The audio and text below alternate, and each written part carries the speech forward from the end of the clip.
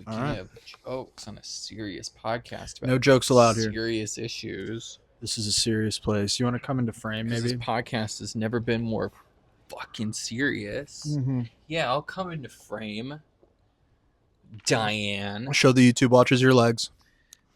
And my ass. Whoa. How's my ass, YouTube? This is a news podcast. Yeah, and they don't show ass on the news. Fox News has never showed ass before. Is Fox News showing ass? No, but leg.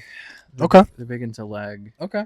I think they like the reason why a lot of like CNN and all of them have like glass desks is because of Fox. Fucking Fox. They ruin everything. Because you want to show the sex appeal. No. That's what keeps them watching that 24-hour news network, baby. That's one of the things. You know, it can't all just be 9/11. It can't just be 9/11 all day. Here we go. But anyway, welcome. Salutations. Ciao.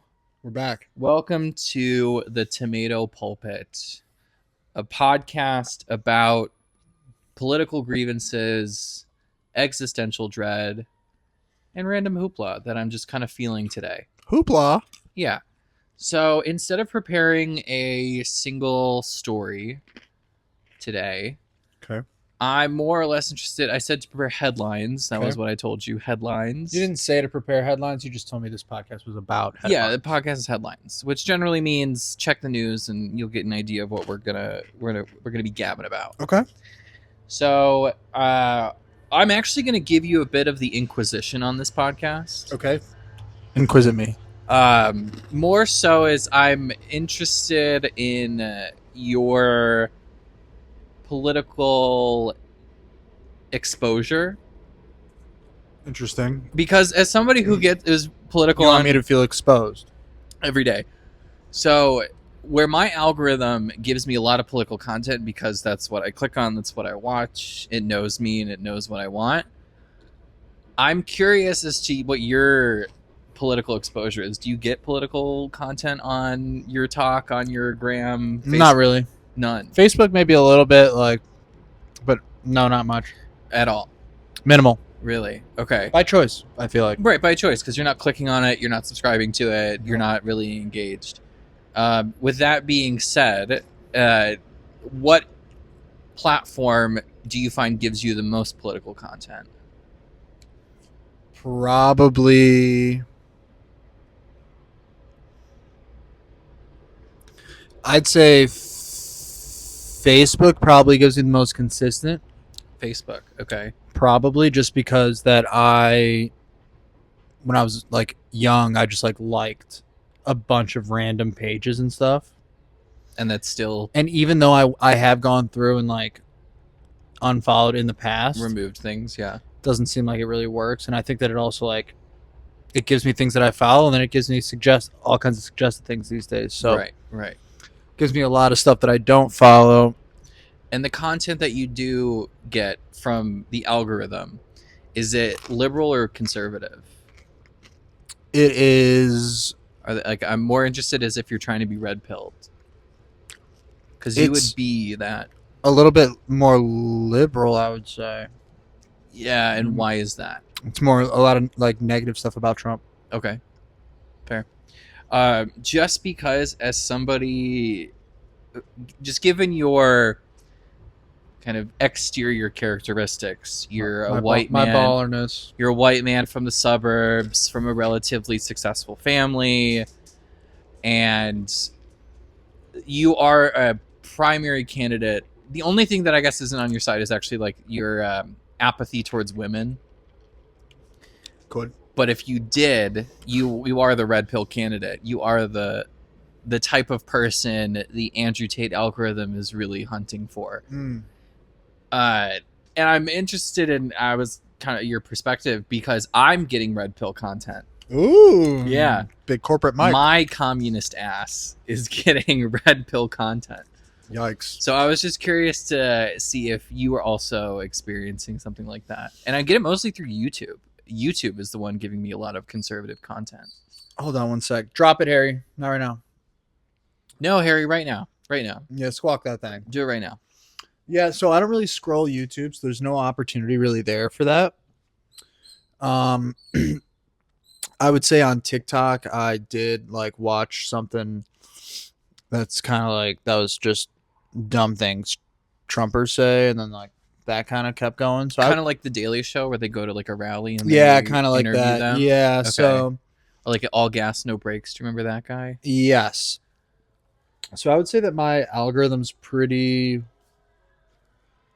onto my vibes kind of Okay. thing, Yeah. where I'm Mostly volleyball, mostly more golf. well more so like if I'm gonna get something political, it's just like a slight mock to it, Sure. and that's kind of like as far as it Okay. usually gets Yeah. sometimes. Yeah. Yeah. Yeah. Um, and then yeah, a lot of golf stuff. I get a lot of music stuff, Mm-hmm. and like on Instagram, I get a lot of food stuff, Okay. which I Just like a love. lot of recipes. Oh My yeah, Instagram algorithm is so bad. And it's really because I'm the problem. It's just feeding me the things that I'm interested in. And it's politics, very little food, like recipes and stuff, and yeah. then just shirtless men. Yikes! It's all like bodybuilder type, like Just what you need. people that are juicing, Yep. that are photoshopping images just to give me that daily dose of body dysmorphia Nice. that we all deserve. So, okay, thanks for spilling, Sure. sis. Like Kudos. like when I say a lot of food on Instagram, I also mean like I get a lot of restaurant recs. Oh, like influencers in Chicago. Yeah. We're like Chicago's new place for Kobe wrapped macaroni slapback and cheese. It's way more chill than that, but yeah. But that's really what it is. And you have to try their special Wakoma backwoods barbecue grilled taco salad. Yeah. It's a lot of that. It is a lot of that, but I'm here for it. I'm a big new restaurant eater. I like trying a new place. I also like going to the same. Okay, so this is more pulpit, but I'm just curious. What new restaurant have you been to lately? Rachel and I went to the Cajun and Boyle. Okay. Cajun Boyle. And you said it was disappointing. Rachel was a little disappointed. I enjoyed it for the most part. Okay. And then tomorrow night we're gonna go to one of the Italian spots. Little date downtown. night? Yeah, date night. Oh, that's fun. Yeah, I'm not sure which spot, but I don't remember the name of it. My mom would know, but there is oh, I'm falling into the corner. I so know. it's just I know. easier. I just hate. You don't to even be... you don't have to see my face anyway. It's fine. There is an Italian restaurant here that the Kaminskis they're familiar with. Like their aunt knows the owner. Oh, cool. Type deal. Yeah, I wonder which one. Forget the name of it, but Okay. you might be going there. I'm down.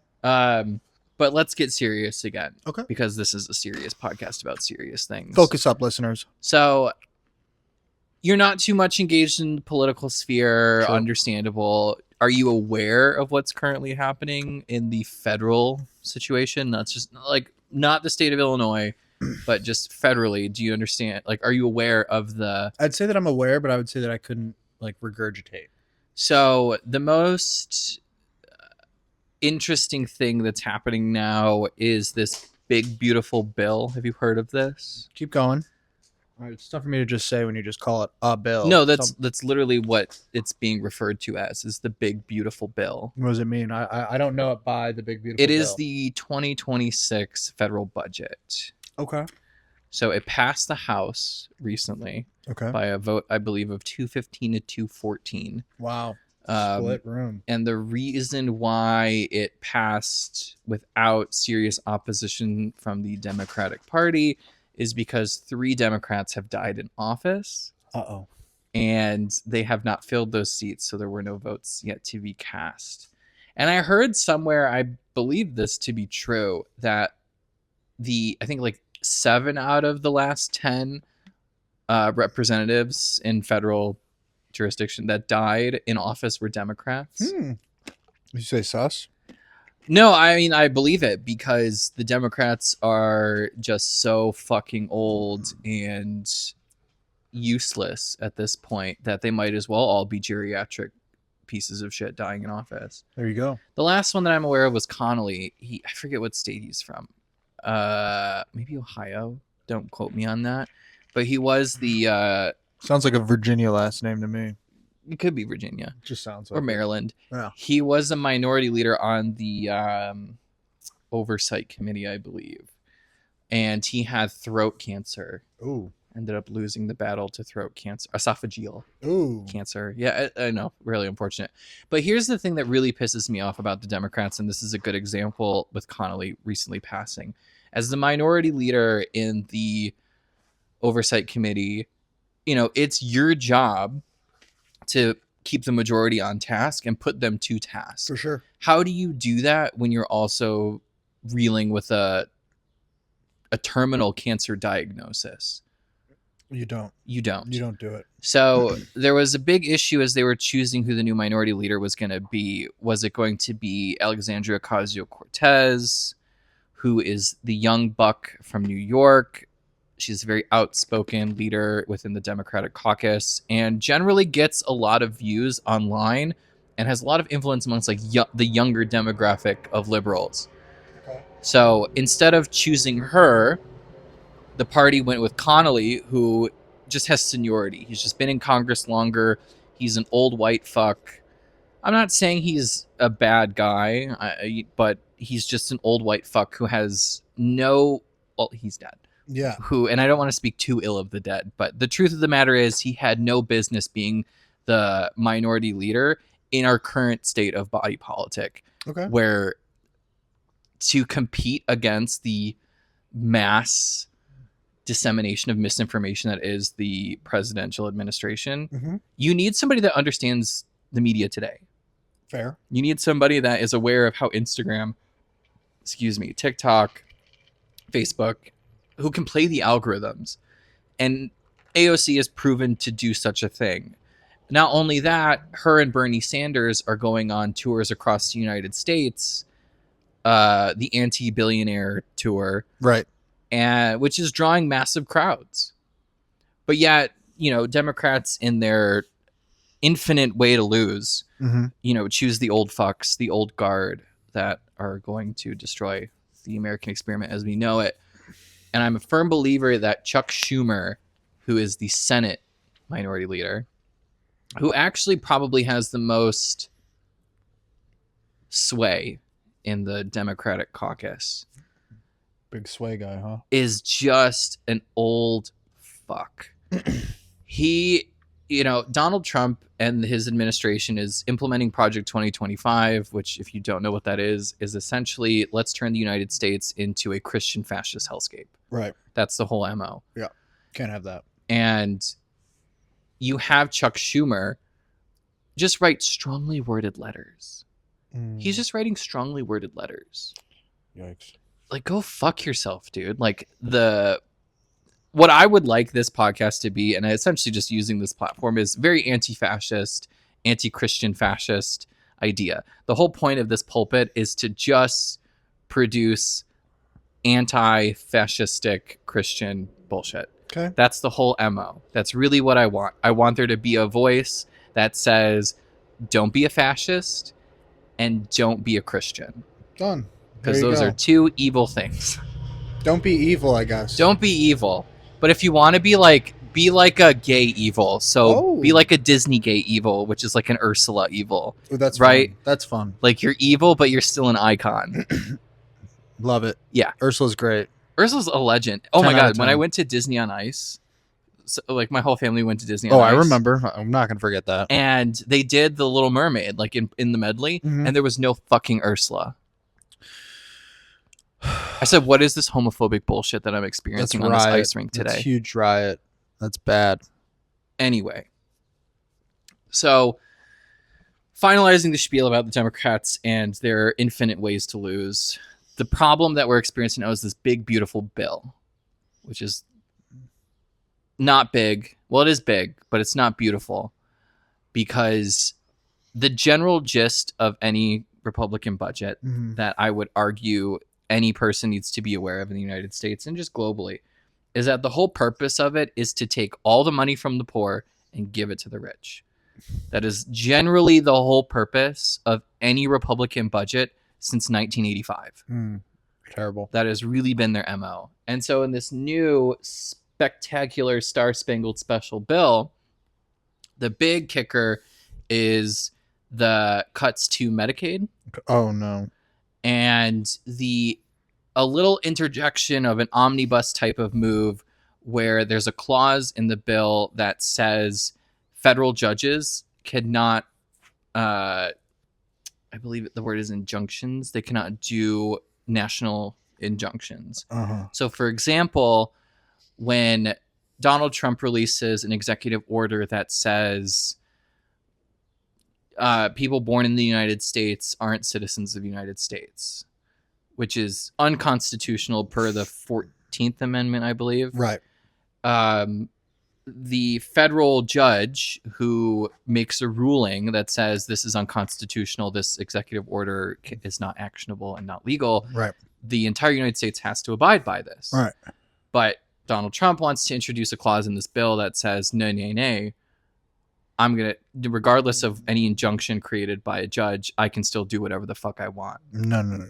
So essentially, it's removing power in this separation of powers scheme that we have from the judiciary and giving it all to the executive, which is another aspect of 2020 of Project 2025. It's to destroy the legislature, destroy the judiciary, and give all the authority to the executive, and thus we have a beautiful Christian fascist state run by a dictator. That's the goal. Wow. That's the fun and fresh aspect that we currently live in. Well, I gotta say that doesn't sound good. It's not cute, but it is fun. Yeah. It's a fun thing to watch as the American empire collapses. I got into a little bit of a conversation with my parents about this because I'm a firm believer that we are experiencing the collapse. Yeah. Like the empire is coming to an end. Yeah. And my parents are just like, no, not yet. Not yet. It's not over yet. But I'm like, that's so cute. That's so cute that you think your parents are still there. They're, liberal Republicans is how I kind of see their political ideology. Republicans. They don't agree with the bullshit that is the current Republican Party, but they like capitalism. They like the idea of lower taxes and limited government to some aspects. But that doesn't exist today in the current GOP. That type of political theory doesn't exist anymore. Yeah. It's all Donald Trump or bust. Yeah. So with the ending of Medicaid, cuts into the scale of trillions of dollars. There's about the Central Budget Office, Congressional Budget Office, which is a nonpartisan organization that reviews budget bills and produces facts that say this bill will increase the deficit, decrease the deficit, so on and so forth. So the CBO released a report that says this new beautiful bill is going to increase the deficit by $3.8 trillion. Oh my God. Which to the fiscal conservatives out there doesn't sound so fiscal nor conservative. No, not at all. And they plan on this deficits and all that jazz. The gains of this bill, it's really going to be reaped by the billionaire class. That's the whole point, right? Bastards. The one thing that I am annoyed by that I keep hearing a lot of is, have you heard of this no tax on tips and overtime? I have. Do you like that idea? No tax on tips and overtime. On paper, it doesn't sound like a bad idea. Okay. So you can get behind it, generally speaking. Sure, if the people that are putting in the hours just get a couple extra doubloons out of it, I think that's not the worst case scenario, but are there negatives that I don't see? Yes, unfortunately. Of course there are. I think on the principle of it, no taxes on tips and no taxes on overtime is a blanket statement. I think that's fine. Sure. I think you should make all the money you could possibly have in the world. I think people should have more money regardless. Yeah. But what this bill introduces, this no tax on tips, is just smoke and mirrors, because there are thresholds that are established where you need to make over, I forget the exact number, but I want to say it was like $5,000 or something in tips before you can receive the non-tax. Within how much time? I believe just within the year, something like that. $5,000. It could be more, it could be less, but Well, generally there's a caveat where you have to earn X amounts of dollars before the no tax kicks in, and that number is unattainable. As somebody who's worked in the service industry before, yeah, like how much on average do you think that you would get in tips in a week, let's say? I mean, it's very restaurant specific, depending on your menu, your clientele, and all that jazz. But generally, if I was to make a guesstimate of the average server, they don't make over $200 in tips a night. Okay. Generally, as the general You say server, 120 a night? probably Okay. And they probably work 5 nights a week? something like that. Okay. 500 yeah, okay. So like take you like what, 10 weeks? I don't know, but either way, it's smoke and mirrors to get kids involved to vote, or to young conservatives to be like, look, he's helping us. He's doing all these things for us. Meanwhile, there's that tax process, and then they are going to eliminate student loan benefits in this bill as well. Oh, that's no good. So the Biden introduced like the SAVE Act or whatever to Right. like help students pay their debts and like deferments and stuff. Yeah. That's going to be removed. That's no bueno. That's going to be gone. Mm-mm. And I believe student debt is now the third largest source of debt in the United States, Oh, it's brutal. behind housing and credit cards Oh, are the number two. I love my credit card debt. So, do you have any student loans? Minimal. You still do? Minimal. I'm paying it off slowly. There's no reason to go fast on it. I mean, just pay it off if you can. But have you deferred, or have you been paying like through COVID and all that stuff? I didn't have to pay through COVID, just Right. because so no, I didn't. Yeah. But I whenever I get the email, hey, it's time to pay for real, then I pay for real. Because that moratorium ended at the beginning of this month, I believe. Right. Yeah. Yeah, I paid a lump sum. Okay. And do you still have eligibility to defer, or no? I do not. I don't believe. I think that I'm back. Okay. Back full time. Yeah. Back full stop. So as the big beautiful bill just kind of is, I don't know, set on destroying the lower class, and that's just my opinion. Whatever. I don't have the exact facts and figures to tell you why it's going to destroy the lower and middle classes. You just kind of have to. I believe you. You just kind of have to know that that's where the Republican Party has just been for the past 50 years. Yeah. But the neck. So you know how bills are passed, right? You know the general strata. Yeah, I remember that. I'm Just a animated. Bill. Yeah, I'm Just a Bill. So good. Schoolhouse Rock. Love it. Yeah, well, that's bullshit. That's not really how a bill works these days. What do you mean? So, in the Schoolhouse Rock idea of a bill, it's a group of people that petition Congress to draft a bill. It passes the House, it goes to the Senate, passes the Senate, and is signed into law by the President of the United States. Ugh. On paper, that's generally how it works. In practice, how the United States, produces bills these days is that usually a special interest group backed by dark money donors uses a third party kind of think tank to draft a bill that they send to a congressperson who's on their payroll, who introduces the bill either separately or within kind of an omnibus of another bill. Do you know what an omnibus? What is an omnibus? So an omnibus is a word that's used to describe a bill that just has a hodgepodge of bullshit in it. Okay. So the Inflation Reduction Act I would argue is an omnibus bill. I see. So not only does it have things to affect inflation and the general finances, there was also stuff in it for green energy and all this other stuff that you wouldn't think is related to inflation. Sure. That's an omnibus. Okay. So the interjection of bills into omnibuses through special donors and all that jazz goes to committee first. And then it's voted on in committee. The committee often has time to introduce amendments to these bills. Yeah. So either add to the omnibus or remove or even take things away from it. Sure. Now, if a bill doesn't even get to pass committee, it's just dead on arrival. It's not Yikes. going anywhere. Yeah. So once it gets past committee, then it gets voted on by the House, but only if the Speaker of the House puts it on the docket within that session. Right. And then it goes to the Senate, and it only gets vote in the Senate if the majority leader puts it on the docket, and then it only gets signed by the president if the president wants to sign it. Jesus. So it's not as fun sing-songy as we've been described, but I am curious of your...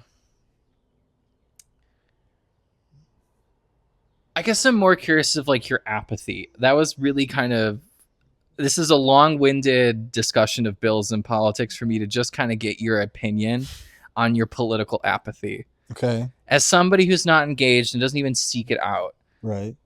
What is it about the American political system that keeps you uninvolved? I would say that it's just there's I don't know, the extremes on both sides are frustrating. I'd say I'd say that it's when you say that there's, you know, I don't know, nothing's ever as clear as it should Sure. be, and I am under the semi belief that sometimes even voting for what seems right wouldn't even like might not even be the right move at the time in the grand scheme of things. Like we don't even know that, and it's a whole thing. Do you think that the whole system is just fucked? There's no Totally point. fucked. There's no point in getting involved because it's all fucked and fuckery. I would not say that. I would say that because statistically proven, and you wouldn't actually be wrong. No, but I believe that, but I would say that I I've been kind of like wasn't really a reader growing up, was kind of a blow it off kind of person as it was. So yeah, I will just like kind of, that's just kind of how I am. Not that like I know that it's easy to say that, you know, I don't have to care about it type of thing, which is fair. Sure. And, you know, maybe there's truth to that. And that's okay for me. Yeah, I mean, I don't want to put you on blast, but there is some privileges that come with not caring about politics, sure. Right? Not having to care about politics. It's a privilege, I agree. Technically, I probably really don't have to care either. The only thing that's kind of set against me is my sexual orientation. Sure. That's really it. Otherwise, you can't clock me on the street. I would also say that you were more so like raised to care. I would. Sure. I would your say your mom's involved, but I was not raised to care like that, though. I don't think you understand in that full regard. Just considering, you know, growing up, I would say that I just didn't get the same attention that you got on, just generally speaking, having two parents around all the time, and my mom having to she'd be working a lot, and right.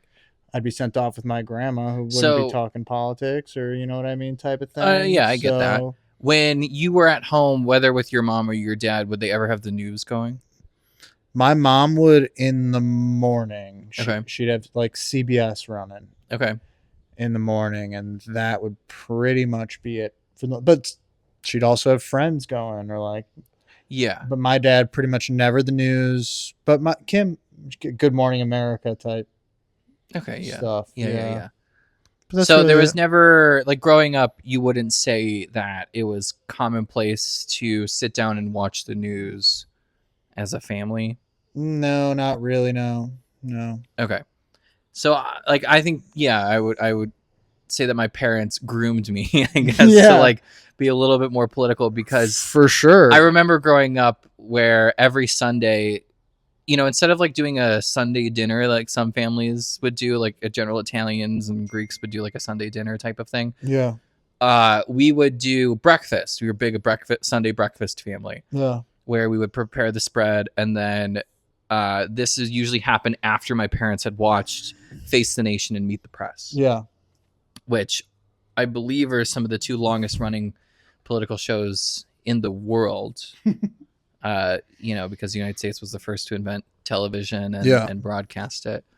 I guess that's kind of like my exposure. And then I grew up also coming home from high school and putting on The Daily Show. Oh, yeah, that was not what I was doing. I was playing video games. Or I was binge watching a show that I didn't fully understand yet. Okay.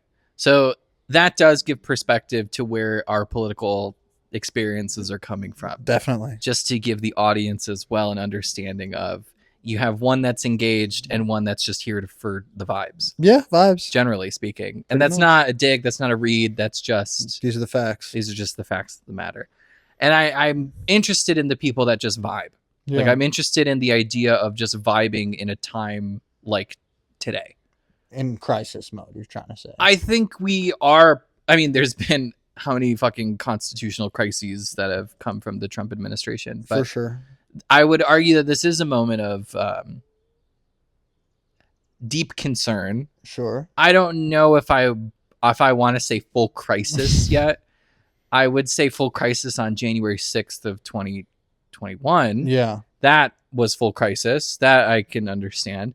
But today, the attacks that are coming on the marginalized community and even just those that are within the middle class are subtle. They're not direct assaults. The direct assaults that we're experiencing today are on minority groups that have immigrated to the United States. Right. Like, this is when you see like the ICE roundups on TV and the windows being smashed in and the people being deported without due process. Terrible. That is actually something to be very scared of. Right, I agree. The deportations and due process. Terrible. Because if we don't have due process, like, that's it, girl. Yeah. Like, I'm jumping to Canada. Because say what you will about habeas corpus, you don't have to habe all the corpi in your life, but at the end of the day, all liberal democracies that exist are based on this idea of habeas corpus. What's pushing you to Canada? Like, what? Like, what? Part of me, I would rather just like hit an island or something. Why Canada? Canada. You want the reason why, actually? Well, I'm trying to find out. That's why I asked, actually. So I am a catastrophist, if we have not discovered that already.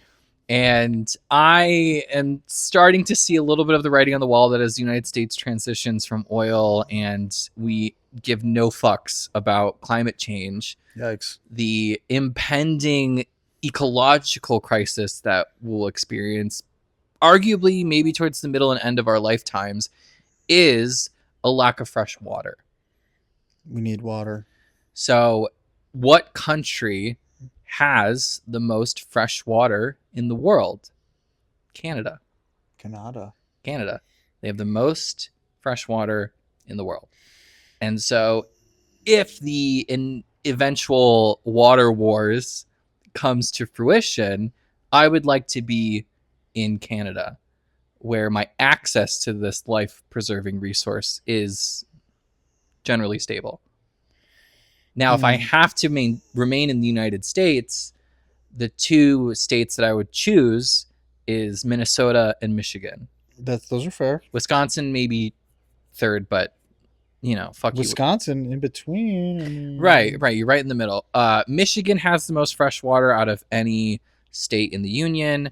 Minnesota, the land of 10,000 lakes. Yep. Oh, I know it. Just has a better vibe politically speaking. Like, they're generally more liberal and as you know, on this podcast, we got to go off vibes once in a while. Yeah, vibes are so key. Yeah, in this world. You're telling me. Because at the end of the day, all I have is vibes. Well, really. Yeah. So I guess those two. But if the United States transitions into this despotic situation, then Canada is nice for the fresh water. There's nothing wrong with an island. It's just you have to be able to sustain yourself isolated. I don't know if I have the will nor skill to do such a thing. Oh, it would be so chill. Like, you're assuming a tropical island, right? Too Probably. like Fiji. Yeah. You want to Like go Survivor Island. Yeah, you want to go live on Survivor Island. Yeah, and just like give myself little challenges to do every once in a while. Yeah. And just run through them and just get better at them and Okay. just keep the head strong and live your life on an island. It's great. I mean, Castaway. Like, go be whatever his name is, Tom Hanks. It's just an idea. Go thrive. But yeah, that's why I choose Canada. Also, the free healthcare is really nice, and then it's Diet America, so you do get some of the luxuries that come with the United States, but Canadian. So I hear the free healthcare is a good thing, but it's very hard to get like a doctor's appointment. So, yes, they do struggle with wait times in Canada. That is a problem that they do have. Yeah. But I don't see that as an issue with the government provided healthcare system. I also believe the housing market in Canada is pretty fucked up too. It is pretty high, but also that's everywhere because no country post 2008, to my understanding, has kept up with demand. I'm just saying. Ireland is having a housing crisis. France, I believe, is also having a housing crisis. But yeah, Canada is not, excused from that list. And they have their own problems. Like, Canada also has a history of like disappearing Indigenous women. That's a whole thing. Canada is not perfect by any means of the word. Okay, good. But in terms of universal health care, the wait time issue is real. It is a thing. But I don't see that as so much an issue as the universal healthcare system itself, but more or less how resources are allocated. So I don't think removing a universal healthcare system is going to fix the Canadian healthcare system. And actually, the universal healthcare system in Canada still remains to this day the most popular thing the government has ever done.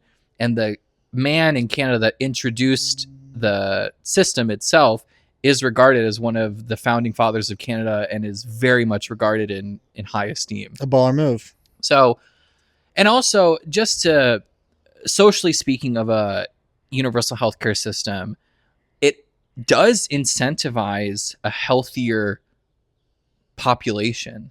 I agree. Because everybody is paying for everybody's healthcare. So it's in the best interest of everybody financially to have better health care outcomes and preventative medicine. Agreed. Where our for-profit system very much keep us sick, does well on keeping all of us sick. Yep. And that to me is the most criminal aspect of our for-profit healthcare system, is that it's terrible. It's just fucking terrible. I know. Yeah, we have great doctors and we have great universities, and sure, you have doctor choice, but you actually don't, because just kidding, your doctor is not in network. So good luck with that. Brutal. So no, health insurance is a fucking scam, and I will always die on that hill. Yeah, terrible. So, and there's a reason why the United States is one of, I don't know, fucking 5 countries that don't provide universal health care. Yeah. It's ridiculous. That is ridiculous. And there's a case to make with Australia where they had a universal healthcare system and then went back to a for-profit system, and there's some weird things happening there, but whatever. That's the Aussies. They have fucking kangaroos. Yeah, they're messed up. We don't care about them. Good surf, though. What? Huh? Good surf? Yeah. What does that mean? They have good surfing in Australia. Oh, okay. Not that I'm a surfer. I thought it was like good fish. I bet they do. Like surf and turf. I bet they do. All right, sure. Get your fish in Australia. Shrimp on the Barbie. Bobby. Oh, like Barbie Australia. I'm just not here today. Whatever. God. Anyway. Pulpit guy. Anyway. There you go. If you have anything that you want us to discuss, shoot us an email at sofatomatoespod@gmail.com. Tell us what's going on. What are your opinions? How were you raised? Yeah. Where do you get off? Let's talk about it. Tell me about it. I want to know. Forget the last thing that I wanted to talk about. That's but it okay. You're going to find it. So what is that? Trump administration. It's pronounced T-Rump. Do you remember watching The Apprentice on TV? I do. A little bit. Were you a fan of it? No, didn't really care. Didn't care about The Apprentice. I watched it a little bit though. It was fine. Didn't care. Okay. Wasn't hype. I'm just curious. It's no Survivor. I'm just curious if you watched it or not. It's no Survivor. But yeah, tuned in. Okay. Do you think if Donald Trump wasn't on The Apprentice, he would be president of the United States? Probably not. Have you heard the theory that it's Gwen Stefani's fault that Donald Trump is president of the United States? No. I just heard it was Survivor's fault. They're also that. Yeah. Yeah. I mean, for being so popular. But I guess it's Gwen Stefani's fault because she was getting paid more for The Voice or American Idol or something, and Trump. Whatever. You just need to hear my voice. You need to see my face. Just so you know, just take a second. You're not even in the corner anymore. You've gone far. No, past it's the just corner. It's just more comfortable to sit this way. Okay, if you're comfortable, I'm comfortable. So the Gwen Stefani theory is that she was getting paid more, and then Trump was like, "Fuck you," and then NBC was just like, "Fine, we'll give you a show," and then The Apprentice was born. Brutal. But then there's also like a bunch of stories with like Roger Stone, who promoted Trump to run for president, even back in like the 80s or something, or early 90s. But that's a story for a different time. Another story, another podcast. When just general opinion wise, why do you think the American experiment is collapsing? Probably because that we have so many. I don't know. I blame all the stupid people, including myself. You know, you can only look inward on these. All things, the stupid people, including myself, including yourself. You can only look inward. That's the thing. Okay, so the reason the United States is collapsing, the empire is collapsing, is because we've become too stupid. Yeah, kind of. Okay, all right. So, isn't that a lack of? And that's because of why? Why did we become stupid? Jeez, I mean, some would say maybe social media is a big part of it. A lot of a little bit of, that bad memory type thing. Yeah, flash memories. I would say that our educational system is obviously so screwed up. Our teachers are not getting paid enough. If we incentivize the teachers a little bit more rather than like incentivizing them with like just getting the summer off, maybe they teach better. Okay. Maybe we should make it harder to become a teacher and pay them more. I mean, I will always advocate that teachers should be paid more. Well, of course. There's no excuse for the reason that a teacher should be on food stamps. Right. There's no reason for that. No doubt. Okay. So let's entertain a hypothetical that if you were president of the United States, great, what is the first thing you would do?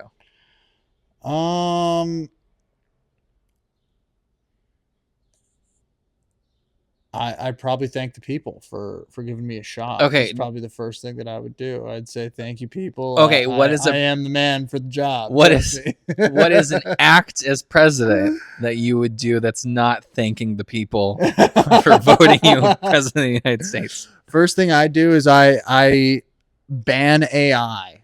Ban AI. Ban AI. First thing that I do. Why are you banning AI? Too many corner cutters out here. Really? Too many corner cutters. Banned. Okay, so you don't see it as a benefit at all. I do think that it does have its benefits, but I think that the negatives far outweigh the benefits. So let's just cut the cord on it altogether. Okay. Are you scared of AI? I think we should be scared of AI. I think there's a healthy fear to it. I think if you're not scared of AI, you're the problem. Totally. And maybe you are AI. Totally. Hello. Yeah. Hi. So that's my opinion there. So that's my first order. Okay. After thinking the people. After thinking the people, you're going to ban AI. Banned. 100% no AI. Cannot have it. Very Butlerian jihad of you. You cannot have it. Can't have it. Can't have it.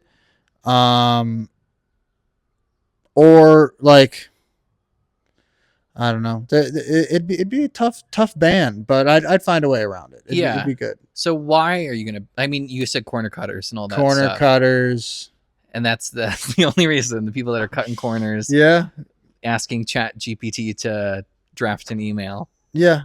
Okay. Do it yourself.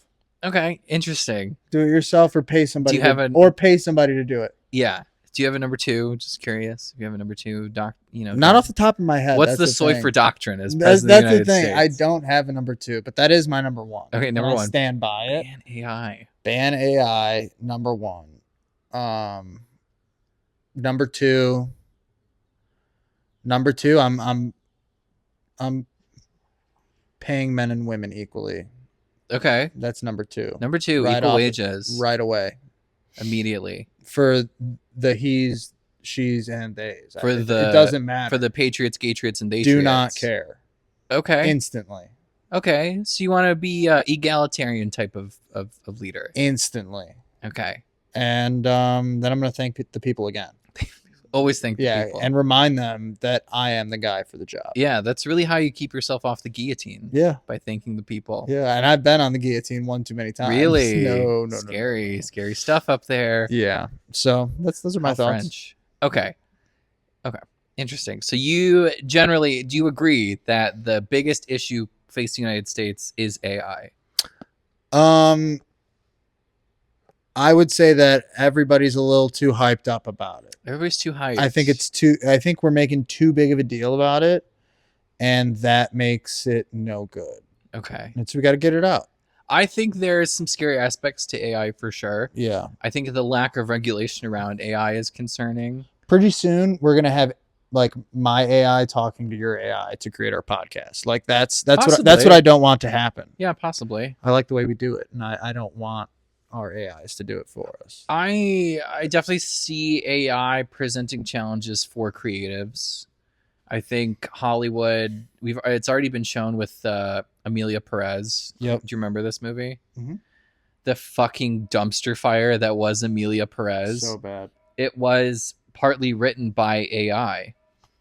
Dumb. And that explains why it's such a shit movie. Yep. If anybody out there is listening to this and watched Amelia Perez and said, wow, this is great and deserves an Oscar, fucking jail. Fucking jail. I'm sending you to El Salvador with the rest of them. El Salvador. Because that movie is jail. Fucking awful. Yeah. And it could have been so good. True. But they fucked it. Anyway. I am going to push back on your AI being the number one issue here. You're not president, so. But in my hypothetical, I am. Oh, so okay, go ahead. So don't thank me yet. All right, Prez. President of the United States. Go ahead, Prez. To me, I always see the battle in my political perspective for the audience. So moving forward, you have a general idea of where I come from, if you haven't figured that out already, is that the war in the body politic is always going to be between those who have and those who have not. Yep. It is always going to be the rich versus the poor. And if you have not read Capital by Thomas Piketty, I don't know what other resource you need to read to understand that to be true. But that's my home base of politics, is that we need to stop giving the rich so much and we need to give more to the poor. Okay. So the first thing that I would like to do is I would make it illegal for multinational corporations, conglomerates and the like, to buy single family homes. I would make that illegal. I like that. There was a bill introduced by Katie Porter of California. It was like the No Wall Street Landlords Act. Yeah. That failed for obvious reasons.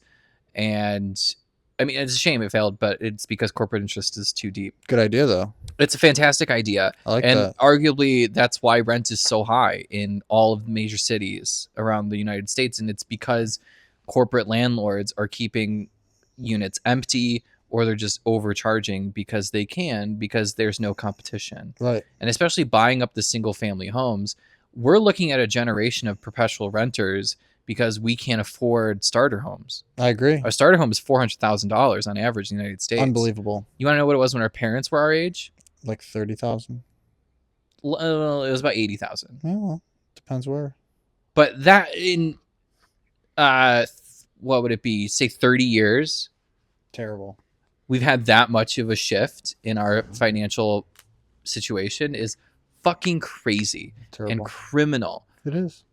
So that's that's number one, no corporate landlords. And then number two would be to remove, money in politics. Good so idea. I would, technically, I guess it would go against the judiciary, but I would enforce an executive order that says corporations are not allowed to donate money to political candidates. Because eventually one episode that we will do on this podcast is going to be Citizens United. Okay. You familiar with Citizens United? I'm not, but we'll go over it on the podcast. It's the reason, in my opinion, that we're as fucked up as we are today. It's because corporations are now legally allowed to spend as much money as they want in political campaigns. I hate to hear that. And individuals as well, because it's all funneled through these dark money entities. But anyway, 50 minutes in, the premise of this episode was to just kind of get a read on body politic and headlines, talking about the news. We don't talk politics very much between the two of us. True. Yet. And so I really was really fascinated in just like where your general perspective on politics come from. Like, what's your home base? Sure. For me, it's the rich versus the poor. Sure. For you, it's technology and resources, perhaps. Maybe. I don't really know. Still figuring it out. Yeah, a lot of time. Yeah, we got nothing but time on this podcast. On this podcast. So just moving forward, I kind of like know where to approach certain issues that might actually kind of get you jazzed. Be careful though, I'm going to change my totally by the snap of a finger. No, that's totally fine. Okay. And more so, like I'm also want to find stories that can give you a little juice and drama injected into your life. Get me in there, because I think you need some juice and drama that is politically referenced. Okay. It doesn't need to be all politic, but there needs to be a little bit of that moving forward. Bring it on. Because what would you define politics as? Bullshit. Also that, but if you had to make a definition for politics, what would you define it as? I would say it's the attempt at communicating the structure of our government and in an attempt to sway like the people into helping decide the right decisions for the country. So how you like that? Politics, you like that? Is the put that on a t-shirt? Is the politics is the process in which you weren't even listening. I wasn't, because I was trying to put it in like good thing we recorded it so that you can go back. I am going to have to, because I'm trying to. There's no way I'm going to be able to say it again. Exactly, because I don't think you knew where you were going. Yeah, but I think it made sense though when you buckle down into it. If you stop thinking about it, it makes sense. Yeah. No. There's some there. There's really think about it. There's some there. I gave it juice. Okay. I'll rewatch Let the people decide, and we'll put it on a shirt. My simple definition of politics is who gets what, when, and how. There you go. Very simple, very easy, kind of understand. It's not. I didn't create that definition. I believe the author's David Harvey. My definition was created by me. Yeah, original, fake. Yeah, phony, original. Yeah, and that's original